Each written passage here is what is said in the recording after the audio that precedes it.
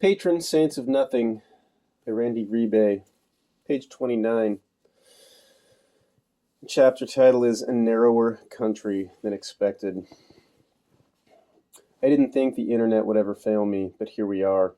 It's Sunday night. I'm at my desk, hunched over my laptop, ready to chuck the effing thing out the window. My parents think I pulled up in my room all day to do homework, but let's get real. It's spring of my senior year, and I've already been accepted into college. Besides, June's death has me looking at things differently. Like, if I complete the assignments or not, what does it really matter? No, what I've been doing is trying to find out more. I expected the info my mom gave me to get rid of that nagging feeling I had inside, but it only aggravated it. When? Where? How did it happen exactly? I need to know this level of detail. Why? I don't know. Truth is a hungry thing. Maybe it's because everyone else is so willing to pretend that it didn't happen, that it didn't even happen, that I'm starving for certainty. Or maybe it's my penance. Unfortunately, after hours of devouring information about the drug war, I haven't come across anything about the recent death of Manuel Reguero Jr., June's legal name. Since June was the son of a high-ranking police officer, I expect an obituary at least. I click, scroll, skim, repeat. Kept trying different phrases and combinations with no luck. I even tried using Bing, which apparently still exists. Of course, I found tons of articles, videos, and social media posts about the drug war in general that I check out to get up to speed on what's been happening the last few years. No matter the source, most follow the same flow. Describe the drug and corruption problems, Duterte's solution, and the mounting body count. Few include the victims' full names. Most suggest that these killings are crimes against humanity, including a note about the international community condemnation, but inaction. It's the photos that hit me hardest, though. A woman cradling her husband's limp body, a crowd looking on, emotionless as police shine a flashlight on a woman's bloodied corpse, a couple, half on the ground and half tangled in their moped, their blank faces turned toward the camera and sprays of blood on the pavement behind their heads, sisters gathered around their baby brother's body lying in its small casket, a body with its head covered in dirty cloth left in a pile of garbage on the side of the street, grayish-green corpses stacked like firewood in an improvised morgue. There's even a short video of grainy security cam footage in which a masked motorcyclist pulls up next to a man in an alleyway, shoots him point blank in the side of the head, then drives away. In high definition, I see the victims' wounds, their oddly twisted limbs, their blood and brain matter sprayed across familiar-looking streets. In every dead body, I see June. I want to look away. But I don't. I need to know. I need to see it. These photographers didn't want to water it down. They wanted the audience to confront the reality, to feel the pain that's been numbed by a headline culture. Most of the Filipino sites I can find in English accuse the foreign media of overestimating and sensationalizing. They praise the president for decreasing crime and drug use and improving the country in countless other ways as well. Criticisms are few and far between, which makes sense after I learn about a senator named Leila de Lima. She was apparently one of the most vocal critics of the drug war, ensuring the investigation into the extrajudicial killings, and then was imprisoned on drug-related charges based on Duterte's accusation.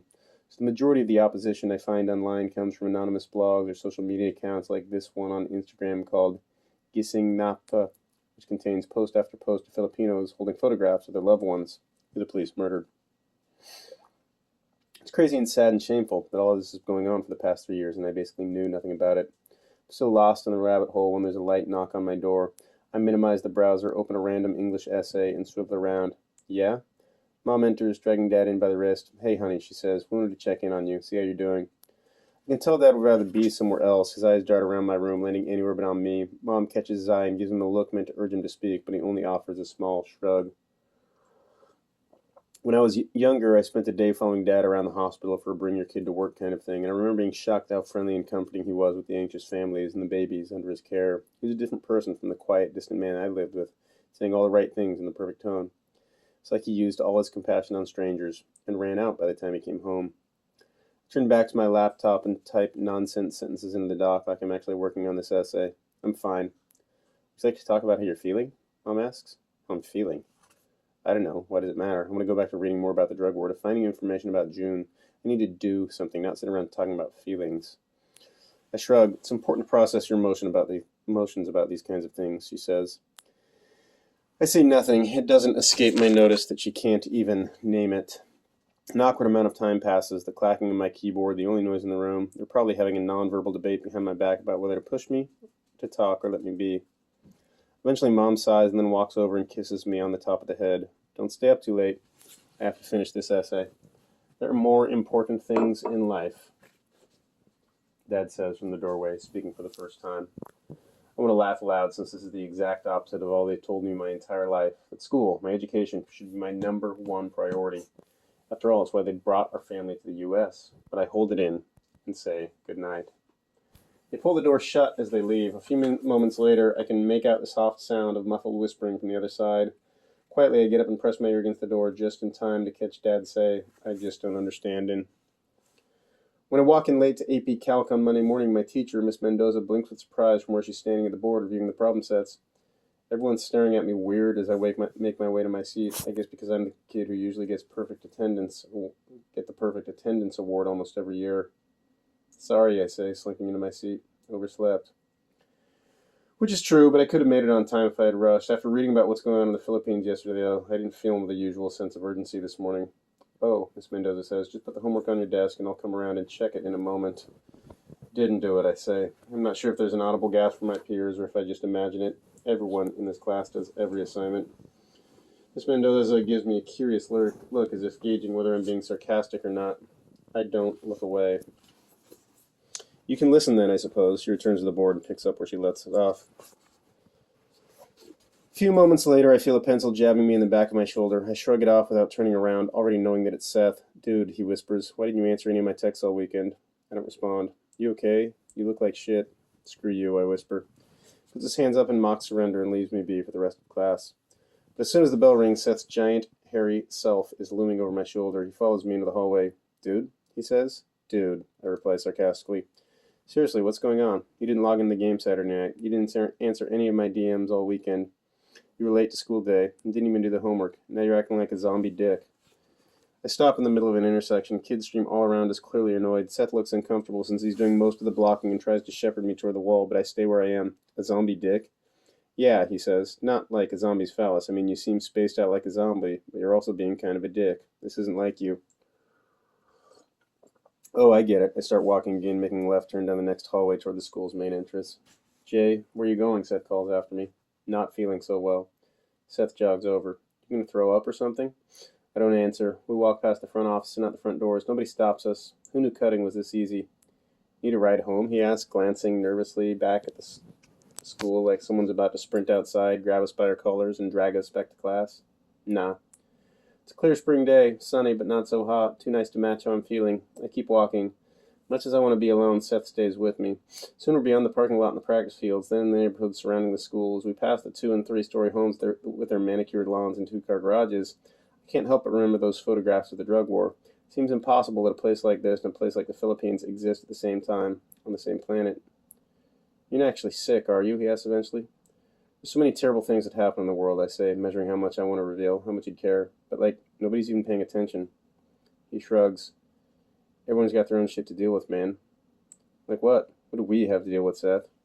Finals, I guess. College. Scoff. What does that stuff even matter? You can get a good job, man. It's the same answer nearly anyone would give, the same answer hardly anyone ever questions, the same answer I would have given just a few days ago, but now it feels like bullshit because I think of my family. My parents, my aunts and uncles, all of them have good jobs, but none of them took care of June. Look, dude, Seth says, you're clearly in some kind of funk.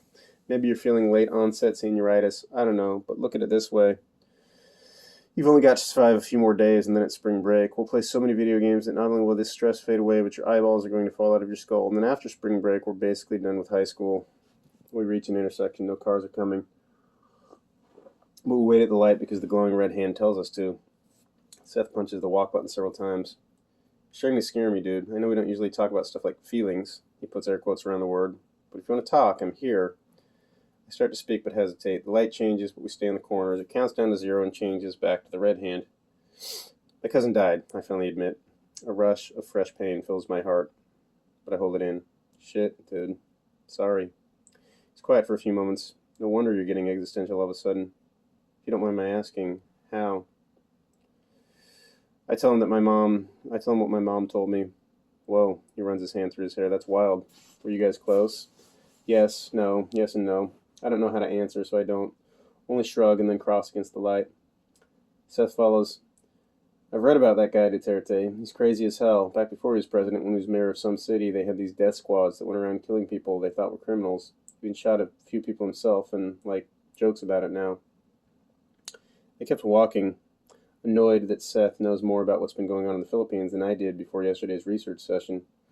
Man, he says, shaking his head, I forgot you're Filipino. Huh? You're basically white. I stopped, stung. What do you mean by that? Sorry, dude, he says, backtracking. Never mind. Tell me, he hesitates. Seth, I urge. I don't see color, man, he says. We're all one race, the human race. That's all I meant. No, it's not, I say, and even if it is, that's kind of fucked up. First, to assume white is default. Second, to imply that difference equals bad, instead of simply different. Promise you won't get offended? No, but tell me anyway. He lets out an exasperated sigh. I just meant you act like everyone else at school. You mean like all the white kids? Dude, our school's all white kids, so yeah. Except it's not. The majority are for sure, but his generalization, spoken with such confidence, such ease, makes me feel like he's erasing the rest of us. Seth goes on. You talk like everyone else, you dress like everyone else, and you do the same stuff as everyone else. That's all I mean. Chill. What would you expect me to do? I ask. Walk around draped in the Philippine flag? Seth rolls his eyes. You promised not to get offended.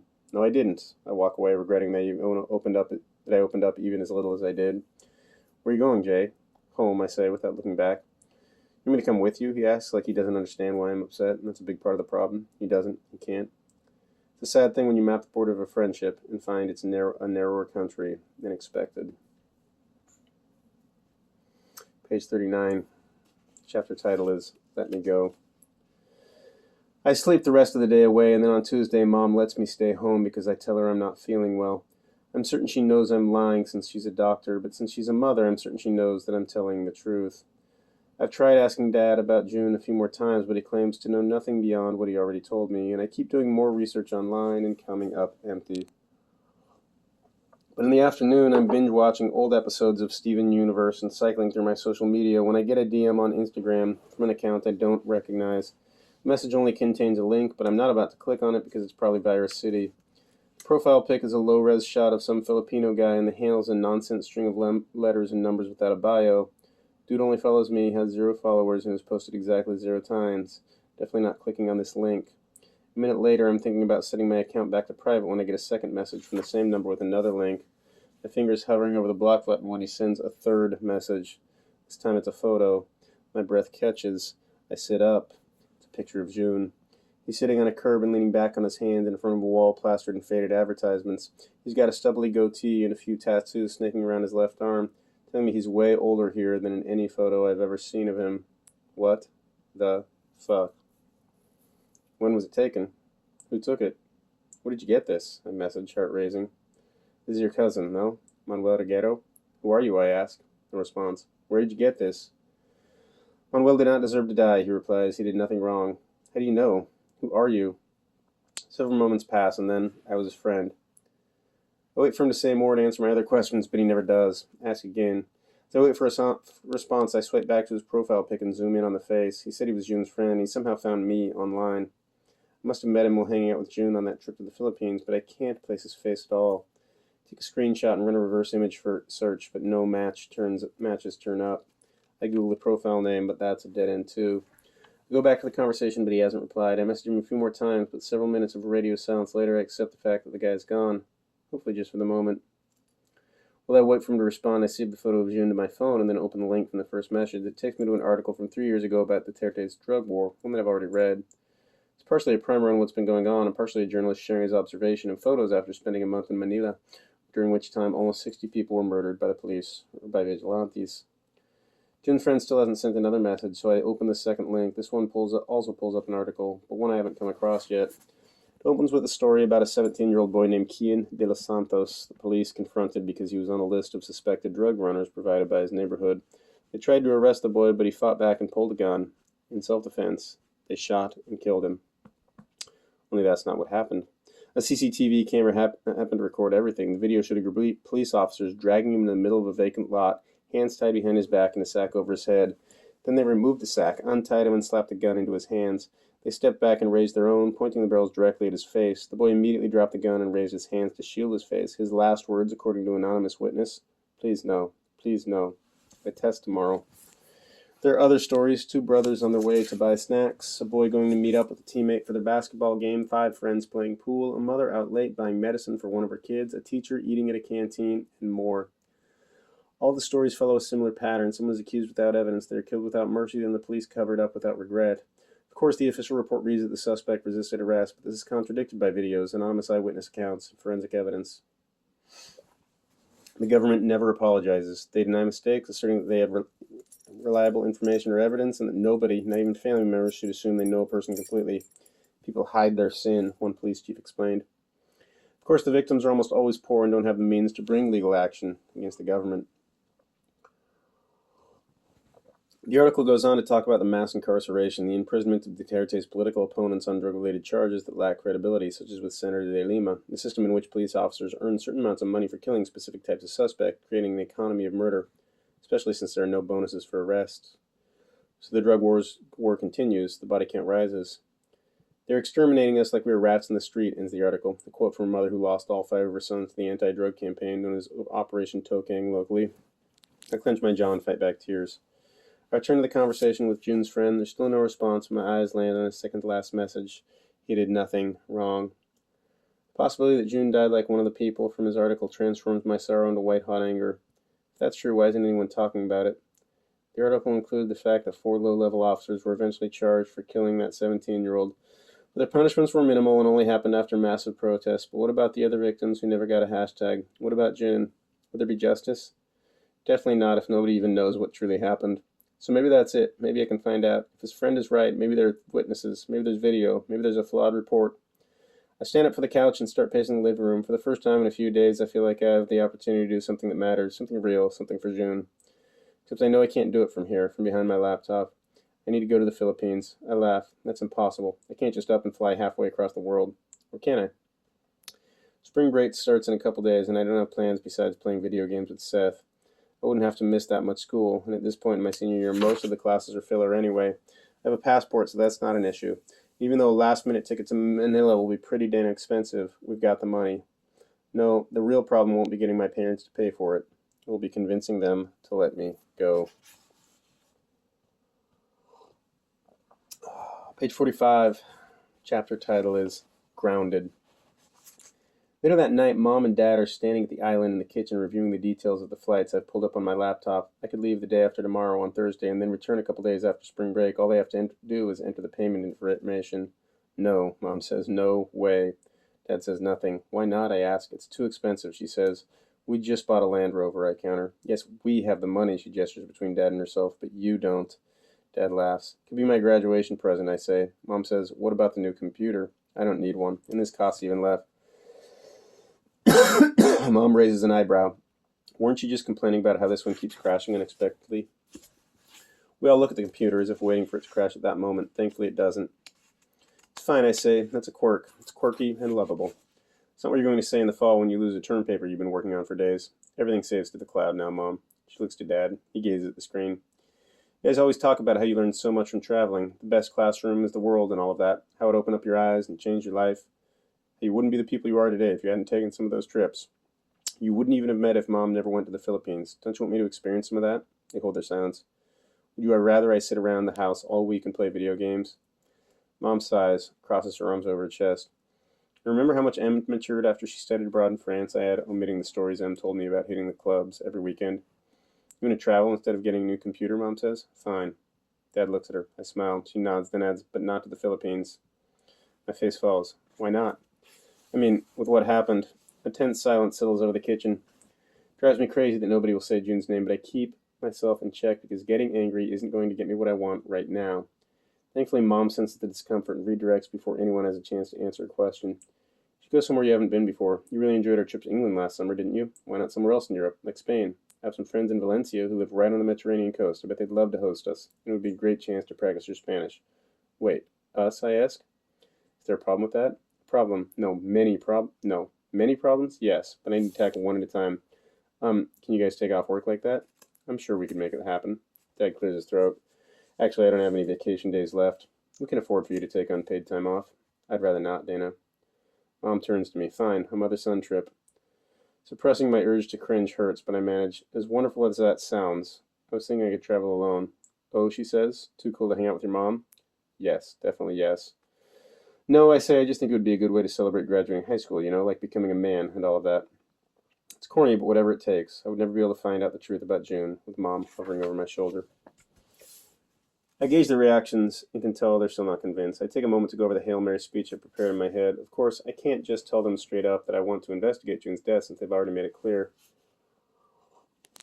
Tito Manning's family would rather forget about him completely, but I know a bit of the truth might help me make my case. What happened with June, I start to realize how little I know about Dad's side of the family, about that side of myself. I mean, we see your relatives in Ohio almost every summer, Mom, but I haven't seen Dad's family or been to the Philippines in almost a decade. I don't speak Tagalog. I can't even name more than a handful of cities in the country. But all that's part of me, isn't it? I mean, it should be. It's like I only know half of myself. My parents exchange a look. I can't tell if it's good or bad, but I'm afraid what I've said came out more like an accusation than an explanation. I understand all of that, and I do think it would be good for you to go back. She uncrosses her arm and takes Dad's hand, lacing their fingers together. But maybe the timing's not right. Except I'm ready for this. The truth is, Grace asked me to go. I lie. Dad cocks his head. Really? I nod. You've spoken to your cousin since? I look him straight in the eye. She's been having a really hard time, and wants me to hang out with her for a bit. You know, to help her through it. Please don't tell Tito Manning. She doesn't want him to know it was her idea. I didn't know you two were close. We text sometimes, I say, but Manning doesn't allow her to have a phone. Oh, I meant message, online. He looks at Mom for a moment, then back at me. He's having a really hard time, I repeat, hoping he cares enough about his niece's emotional well-being that will sway him.